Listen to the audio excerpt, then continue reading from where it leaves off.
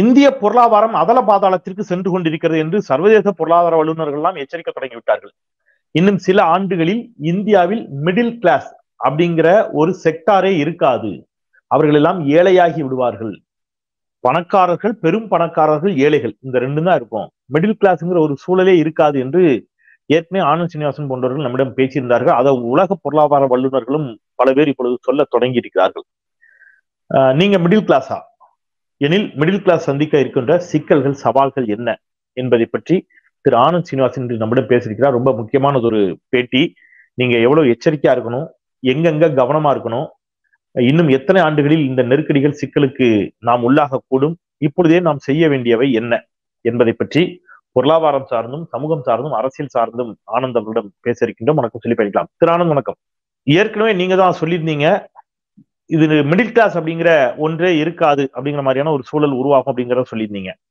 So அது உண்மையா? இப்போ சர்வதேச வல்லுநர்களும் அந்த மாதிரியான கருத்துக்களை சொல்றாங்க. அதை பத்தி உங்களுடைய பார்வை. ஃபண்ட் மேனேஜர் சொல்லி இருக்காரு. அவர் இத்தனை நாள் மோடி கூஜா தூக்கிட்டு இருந்தாரு பாவம். இப்ப ரிட்டர்ன்ஸ் வரலன்னு கூஜா தூக்குறத நிறுத்திட்டாரு. யாரு? பட் ஒரு ஃபண்ட் மேனேஜர் மேட்டர் அப்படிங்கறத நீங்க பாத்தீங்கன்னா, ஓவராலா நீங்க பாத்தீங்கன்னா பணக்காரன் இன்னும் பெரிய பணக்காரன் ஆயிட்டே தான் போறான். ஏன்னா இப்ப நான் சிம்பிளா ஒரு எக்ஸாம்பிள் சொல்றேன். என் தாயார் 2011 இறந்தாங்க. இப்ப எங்க அப்பா 20 வருஷம் சவுதியில இருந்தது உங்களுக்கு தெரியும். எங்களுக்கு ஆளுக்கு ஒரு 500 கிராம் கொடுத்துட்டு போயிருந்தாங்கன்னு வச்சுப்போம் தங்கம். நான் ஒன்றும் பண்ணாம அதை லாக்கர்ல வச்சிருந்தேன்னு வைங்க. எனக்கு அப்ப 1000 ரூபாய் இருந்தது தங்கத்தின் வேல்யூ ஒரு கிராமுக்கு. இன்னைக்கு அது 10,000 ரூபாய்க்கு ஆயிடுச்சு. நான் ஒன்றும் பண்ணாமே எனக்கு 50 லட்சம் ரூபாய் கொடுத்துட்டாங்க. உழைக்கல, ஒன்றும் பண்ணல. பேங்க்ல ஒரு 500 கிராம் வச்சிருந்தேன். அந்த 500 கிராம் ஒரு 5 லட்சத்துல இருந்து 50 லட்சமா மாறிடுச்சு. நிறைய பேர் சொல்லுவாங்க கிடையாது, என்கிட்ட பில்லு இருக்கு, எங்க அப்பா வாங்கின பில்லு. 1972 மார்ச் போது எனக்கு ஒரு 5 வயசு இருந்திருக்கும். அப்போ ஒரு 18 கிராமுக்கு ஒரு சங்கரி வாங்கினது என்கிட்ட பில்லே இருக்கு. மெட்ராஸ்ல, சென்னையில என்எஸ்சி போஸ் ரோட்ல வாங்கியிருக்காரு. 27 ரூபாய் 20 காசு, 27 ரூபாய் 20 பைசான்னு வாங்கியிருக்கிறாரு 18 கிராம். இன்னைக்கு நான் 2 லட்சம் ரூபாய் கொடுத்தாதான் அந்த பணம் எனக்கு திரும்பி வரும். 500 ரூபாங்கிறது அந்த சங்கதி ஒண்ணு என்கிட்ட இருக்கு. அந்த சங்கதியை கொண்டு போய் இப்ப நான் கொடுத்தா 2 லட்சம் ரூபாய் கொடுத்துருவாங்க. இதே மாதிரிதான் லேண்டு, பில்டிங், அது மாதிரி தங்கம், இதெல்லாம் பணக்காரர்களுக்கு முன்னாடியே இருந்ததுன்னா அவன் ஒன்றும் பண்ணாமையே பணக்காரன் ஆயிட்டே போறான். சுடுதெல்லாம் இருக்கு, தங்கம் இருக்கு, அது பாட்டுக்கு வளர்ந்துட்டே போகும். மிடில் கிளாஸ் ஏழை கவலையே பட வேண்டாம், எல்லாமே கவர்மெண்ட் ஃப்ரீயா கொடுத்துருவான். அவன் போய் நின்று வாங்கிடுவான். அவனுக்கு இந்த எனக்கு இல்லையேன்னு சொல்றதுக்கு பயம் வைக்கம் தான் கிடையாது. நீங்க ஆர்ப்பாட்டம் எல்லாம் பண்றது பாத்தீங்கன்னா தண்ணி வரலன்னா ரோடுக்கு வந்துருவாங்க. அந்த அந்த அர்த்தத்துல சொன்னேன். அவங்க என்ன ரைட்ஸோ அந்த ரைட்ஸை ஃபுல்லா வாங்கிடுவாங்க. ரேஷன் கார்டுல ரேஷன் போடலன்னா தெருவுக்கு வந்துருவாங்க அவங்க எல்லாம். தட் இஸ், மற்றவங்க என்னை பத்தி என்ன நினைக்கிறாங்கிறத ஏழை கவலையே பட மாட்டான். அவன் எப்படியாவது இன்னைக்கு அவனுக்கு இருக்கிற தேவைக்கு வரணும், எப்படியாவது இந்த ஏழையிலேருந்து முத்திரையில எப்படியாவது தப்பிச்சு கிப்பிச்சு வெளில ஒரு மிடில் கிளாஸுக்கு வரணும் தான் அவன் போராடிட்டு இருப்பான். இந்த மிடில் கிளாஸுக்கு தான் என்ன பயம்னா, மானம், மரியாதை, மற்றவங்க நம்மளை பத்தி என்ன நினைப்பாங்க, என் பசங்க கரெக்டான ஸ்கூலுக்கு போறாங்களா, என் பசங்க ஒழுங்கா படிக்கிறாங்களா, எனக்கு வேலை நிரந்தரமா இருக்குமா, என் பசங்களுக்கு வேலை கிடைக்குமா, இதெல்லாமே இருக்கிறது இந்த மிடில் கிளாஸ் தான். இப்ப இந்த மிடில் கிளாஸுங்கிறது கரெக்டா டிஃபைன் பண்ணணும். ஏன்னா சில நாள் வரைக்கும் ஒரு 10 வருஷத்துக்கு முன்னாடி நான் இதை டீப்பா ரிசர்ச் பண்றதுக்கு முன்னாடி நானே என்ன மிடில் கிளாஸ்ன்னு சொல்லிப்பேன். அது முற்றிலும் போய் இந்த டாப் 0.1% இருக்கிற கும்பல் நான் வேலைக்கு போறேனோ வேலைக்கு போலையோ, இன்னைக்கு எனக்கு பணம் வருதோ இல்லையோ, அதெல்லாம் எனக்கு கவலை கிடையாது. இப்ப மிடில் கிளாஸுங்கிறது யாருன்னு பாத்தீங்கன்னா, என் நண்பன் நீங்க இருக்கீங்க பாருங்க, செந்தில், உங்களை நான் நியூஸ் 7 டேஸ்ல தெரியும். அதுக்கு முன்னாடி நீங்க சத்தியம்ல இருந்ததா சொல்லிதான் தெரியும். பட் நியூஸ் 7ல நீங்க வந்து ஆங்கரா இருந்த காலத்துலன்னு தெரியும். 70,000 ரூபாய் நீங்க சம்பாதிச்சிருப்பீங்க. அந்த 60,000-70,000 ரூபாய் சம்பாத்தியத்துல ஒய்ஃபு 2 பசங்களை மெயின்டைன் பண்றது எவ்வளவு கஷ்டம்னு எனக்கு தெரியும். கரெக்டா இருந்திருக்கும். அப்புறம் வீட்டுல அப்பா இருந்தாரு, உங்களுக்கு அப்பாவுக்கு ஏதோ ஹெல்ப் பண்ணணும், உங்க சொந்தக்காரர் ஒருத்தருக்கு ஹெல்ப் பண்ணிட்டு இருந்தீங்க. நீங்க தான் மிடில் கிளாஸ். 40,000 ரூபாய்க்கு கீழே வாங்குறவன்லாம் பாவம் ஏழை. மெட்ராஸ்ல 40,000 ரூபாய் சம்பளம் வாங்கினானா, அவனுக்கு ஒய்ஃப் 2 பசங்க இருந்தான்னா, ரேஷன் கார்டு இல்லைன்னா அவனால இருக்கவே முடியாது. ஸோ இந்த 60,000-70,000 ரூபாய் சம்பளம் வாங்குறதுலேருந்து 1,30,000 ரூபாய் 1,40,000 ரூபாய் சம்பளம் வாங்குறவன் தான் மிடில் கிளாஸ்.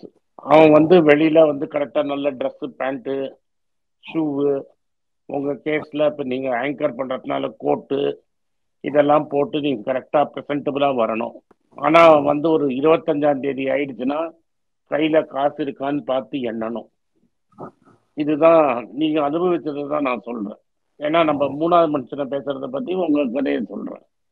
ஸோ இதுதான் கதை. ஸோ இதுல வந்து இப்ப என்ன ஆயிடுச்சுன்னு பாருங்க. செந்தில் திறமசாலி ப்ரமோஷன் மேல ப்ரமோஷன் வாங்கி போறாங்க, அரசியல் பண்றாங்க. செந்தில் வெளில வராரு. செந்தில் தனியா யூடியூப் சேனல் ஆரம்பிக்கிறாரு, சக்சஸ்ஃபுல்லா போயிட்டாரு. ஆனா உங்க குரூப்ல அப்படி கிடையாது. 10 டிவி சேனல் இருந்தது மெட்ராஸ்ல, கரெக்டா? அதுல ஒரு 1,500 பேர் வேலை பண்ணிட்டு இருந்தாங்க. இன்னைக்கு பாதி பேருக்கு அங்க வேலை கிடையாது. பிரிண்ட்ல பாதி பேருக்கு வேலை கிடையாது. ஹிந்து பேப்பர்லயே பல பேரை வேலையை விட்டு அமைச்சிட்டாங்க. இதெல்லாம் நீங்க பார்க்கும்போது ஒரு டெக்னாலஜியோட ஆன்ஸ்லாட்னால ஒரு இண்டஸ்ட்ரியே க்ளோஸ் ஆயிடுச்சு. நான் சொல்றது உங்களுக்கு தெரிஞ்ச மீடியா இண்டஸ்ட்ரியிலே எனக்கு ப்ரோக்ராம் கூப்பிட்டவங்க, என்னை கோஆர்டினேட் பண்ணவங்க, அவங்க எல்லாம் நீங்க வேலை இல்லாம தத்தளிச்சுட்டு தான் இருக்கிறாங்க. இது மீடியா அப்ப சொல்லணும். அதே மாதிரிதான் சாஃப்ட்வேர்ல ஒரு நாளைக்கு ஒரு வாரத்துக்கு 70 ஹவர் வேலை செய்யுங்க, இந்தியாவை முன்னேற்றணும், அது இதுன்னு பேசிட்டு இந்த வருஷத்துல மட்டும் 1000 ட்ரெயினிங் இன்ஜினியர்ஸை வேலையை விட்டு அமைச்சிட்டாரு நாராயணமூர்த்தி இன்ஃபோசிஸ்ல. நீங்க பேப்பர் எடுத்து பார்த்தீங்கன்னா 1000 பேர் அமைச்சிட்டாங்க. எல்லாரும் இப்ப ஐடி கம்பெனில என்ன பண்றாங்கன்னா, வேலைக்கு எடுத்துட்டு 2 வருஷம் கழிச்சுதான் வேலைக்கே சேர சொல்றாங்க. ஒரு காலேஜ் பிடிச்சி ஒரு கஷ்டப்பட்டு ஹவுசிங் லோன் வாங்கின எஜுகேஷன் லோன் வாங்கிட்டு 2 வருஷம் கழிச்சுதான் அவன் வேலைக்கு போறான்னா அவன் மனநிலையை யோசிச்சு பாருங்க. அவங்க வீட்டுல இருக்கிறவங்க மனநிலையை யோசிச்சு பாருங்க. இது 2 காரணத்தால் நடக்குது. ஒண்ணு, ஐடி இண்டஸ்ட்ரியில வந்து ஆர்டிபிஷியல் இன்டெலிஜென்ஸ்னால ஆட்கள் தேவைப்படுறதே குறையிறது. 2வது, அதானியும் அம்பானியும் டாலர்ல கடன் வாங்கினதுனால டாலரை வந்து இன்டர்நேஷனல் சந்தையில வித்துக்கிட்டே இருந்து தேவையில்லாம ஒரு ஹை லெவல்ல வச்சிருக்காங்க.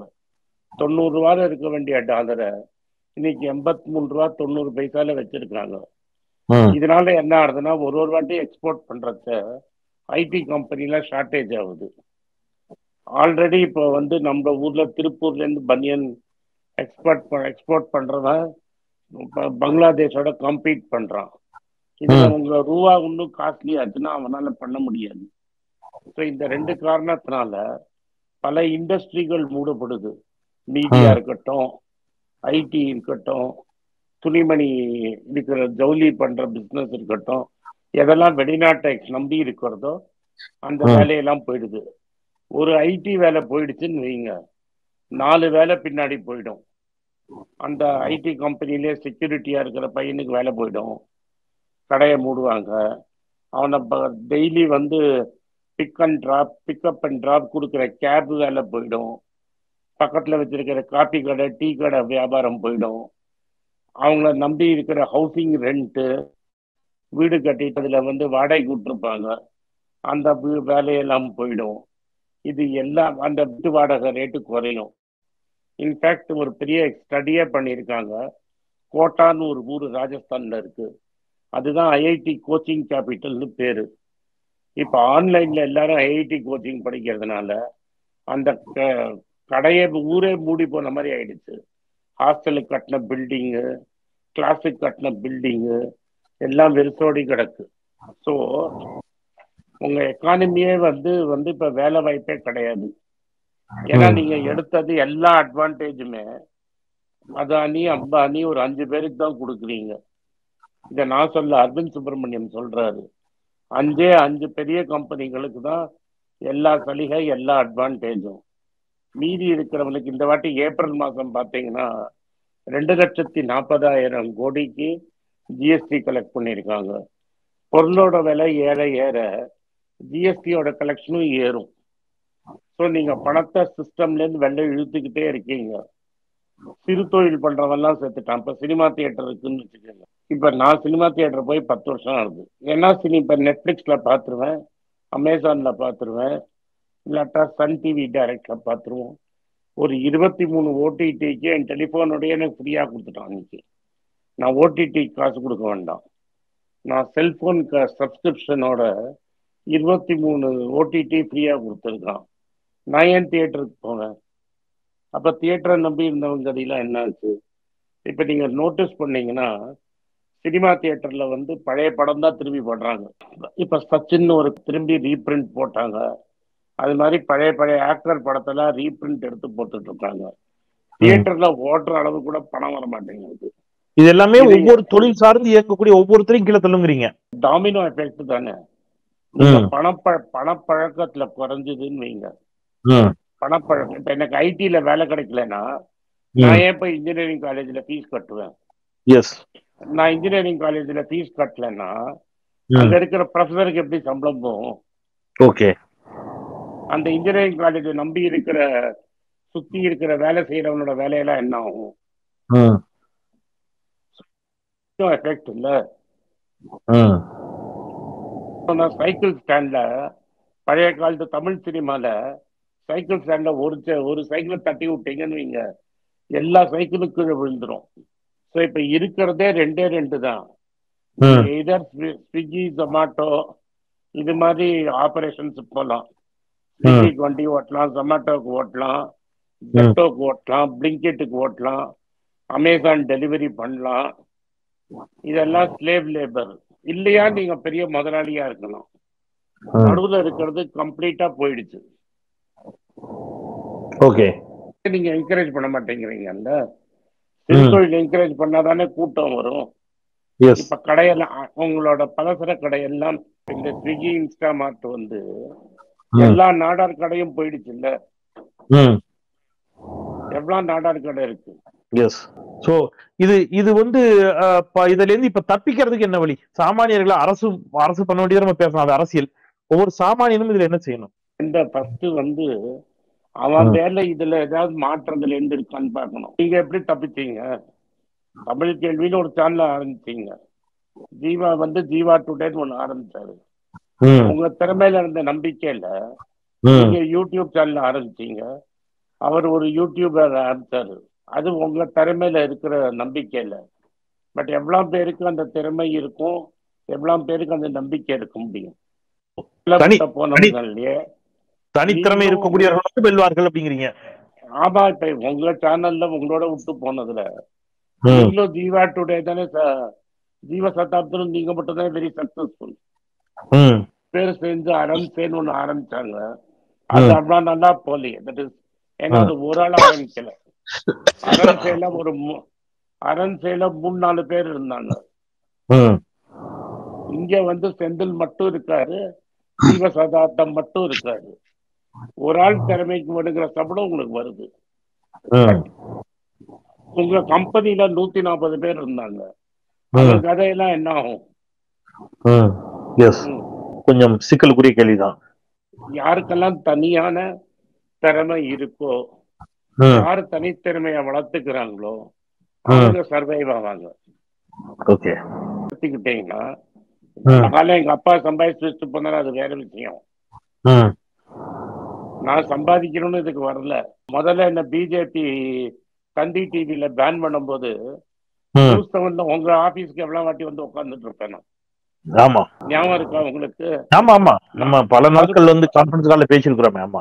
ஆமா. கீழே உட்காந்துக்கிட்டு சரி நீங்க என்ன சொன்னீங்க, சரிப்பா நீ ஏதோ பேசுற எனக்கு தெரியாது, டிவியில உட்காந்துற ஒழுங்கா பேசிட்டு நீ. அதானி பருப்பு சம்பந்தமா ஒரு விஷயத்துல அவங்க எல்லாம் பயங்கரமா கேள்வி கேட்பாங்க. நீதான் சமாளிக்கணும், நீ இவ்வளவு கேட்கற, உனக்கு வாய்ப்பு தரேன்னு கொடுத்துட்ட. பட் நான் எதுக்கு சொல்ல வரேன்னா, உன் திறமை மேல கான்பிடன்ஸ் இருக்கணும். கான்பிடன்ஸ் இருக்கணும்னா எவனா இருப்பான்னா, அவன் ஆல்ரெடி அவன் குடும்பம் செட்டில்டா இருக்கும். இந்த பணம் இருந்துதான் அவன் பழைக்கணும்னு இருக்காது. இப்ப உங்களோட சிச்சுவேஷன் என்னன்னா, தமிழ் கேள்வி ஓடி இருக்கலன்னா உங்க குடும்பமே கட்டத்துல இருந்திருக்கும். வேற என் கேஸ்ல அப்படி கிடையாது. எனக்கு பயங்கிறதே கிடையாது. அதுதானே டிபெண்ட். சரி, சோ எல்லாரும் தனித்திறமை வளர்த்துக் கொள்ளுங்கள் அப்படிங்கிற ஒரு அட்வைஸை தான் உங்ககிட்ட இருந்து நான் எடுத்துக்கிறேன். சோ இது கவர்மெண்ட் தரப்புல செய்ய வேண்டியதை பற்றி நம்ம இன்னொரு நாள் நிதானமாக பேசணும் கண்டிப்பாக. ஏன்னா இப்போ திடீர்னு போர் உள்ளிட்டவற்றை பற்றிலாம் கூட பேசுறாங்க. அந்த மாதிரியான சூழல்கள் வந்தால் இந்த மாதிரியான பொருளாதார தாக்கங்கள், சிக்கல்கள் ஏற்படும் என்பதை பற்றிலாம் கூட நம்ம பேசலாம். அதை நம்ம இன்னொரு நாள் விரிவாக கூட பேசலாம் திரு ஆனந்த். இன்னைக்கு நீங்க சொன்ன செய்தி அப்படிங்கிறது, ஒவ்வொருவரும் தனித்திறமை வளர்த்துக் கொள்ளுங்கள், முடிந்த அளவு கொஞ்சம் சிக்கனமா இருங்க, சேமித்து வையுங்கள். ஆங்கிலம் எல்லாரும் கத்துக்கணும். இல்லாட்டா இந்த உலக, ஏன்னா நீங்க இப்ப குளோபலைஸ் வேர்ல்ட்ல சேர்ந்துட்டீங்க. இப்ப ஏஐ தான் ஃபியூச்சர்னா, ஏஐக்கு ப்ராம்ப்டே நீங்க இங்கிலீஷ்ல தான் கொடுத்தாதான் வேலை செய்யும். எஸ், ஸோ நல்ல ஆங்கிலம் தெளிவா இருக்கணும் அப்படிங்கறதையும் நீங்க சொல்லியிருக்கிறீங்க. ஸோ ரொம்ப மகிழ்ச்சி.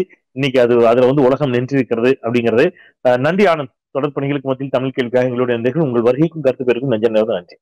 வணக்கம். எனக்கு ஒரு விஷயத்தை அட்டென்ஷனுக்கு கொண்டு வந்திருக்காங்க. என்னோட ஏஐ ஜெனரேட்டட் இமேஜை பார்த்து யாரோ ட்ரேடிங்க்கு பணம் கொடுத்து ஏமாந்துருக்காங்க. ப்ளீஸ், உங்களுக்கு நான் பல தடவை சொல்லிட்டேன், இப்பவும் சொல்கிறேன், நான் யார்கிட்டையும் பணம் டைரெக்டாக வாங்குறது இல்லை, அப்பாயின்மெண்ட் பார்க்குறதே கிடையாது. அதனால் என்னை பார்க்கலான்னு யாராவது காசு கேட்டாலும் இல்லைன்னு சொல்லிவிடுங்க. அடுத்தது ஒரு இமெயில் ஐடி இருக்குது, அதில் போட்டால் எங்கள் டீம் கான்டாக்ட் பண்ணுவாங்க. அது டைம் ஆகுதுன்னா வினோதோட இன்ஸ்டாகிராம் அக்கௌண்ட்டில் வினோத்திட்ட மெசேஜ் பண்ணுங்க. அவன் என் தம்பி, அதுலேயும் அவன் காசு கேட்க மாட்டான். காசு கேட்குறாங்கன்னா ஏமாறுறீங்க. யார் என்ன சொன்னாலும் கம்பெனிக்கு செபி அல்லது ஐஆர்டிஏ அல்லது ஆர்பிஐ ரெஜிஸ்ட்ரேஷன் இருக்கணும். இந்த 3 ரெஜிஸ்ட்ரேஷன் ஏதாவது இருந்தால் தான் உங்களோட பணத்தை நீங்கள் கொடுக்கணும். நீங்கள் இன்கேஸ் ஆஃப் இன்சூரன்ஸ் டைரெக்டாக இன்சூரன்ஸ் கம்பெனிக்கு தான் கொடுக்கணும். இன்கேஸ் ஆஃப் ட்ரேடிங் நீங்களே புரோக்கர்கிட்ட போட்டு ட்ரேட் பண்ணணும். மியூச்சுவல் ஃபண்டும் கம்பெனிக்கு தான் கொடுக்கணும். த்ரூ எக்ஸ்சேஞ்சு நீங்கள் வாங்கிக்கலாம். இதெல்லாம் எதுக்கு நான் உங்களுக்கு சொல்கிறேன்னா, யாரையாவது சொல்கிறாங்கன்னு நம்பி ஏமாறாதீங்க. உங்களுக்காக நான் ட்ரேட் பண்ண முடியாது, அது இல்லீகல். நான் ட்ரேடும் பண்ணுறது கிடையாது. அதனால் ட்ரேடிங் ப்ராஃபிட் பண்ணி தரேன்னு சொல்கிறது ஏமாத்தல். எனக்கு ட்ரேடிங் பண்ண தெரியாது. என் பேரை சொல்லி ட்ரேட் பண்ணி உங்களுக்கு ப்ராஃபிட் ஷேரிங்னா ஃப்ராடு, ஏமாற்றம். நான் யார்கிட்டையும் காசு கேட்கல, கேட்கவும் மாட்டேன்.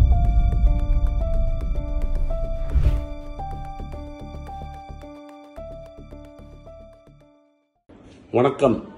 இது ஆனந்த் ஸ்ரீனிவாசன். இது என்னோட பர்சனல் சேனல்.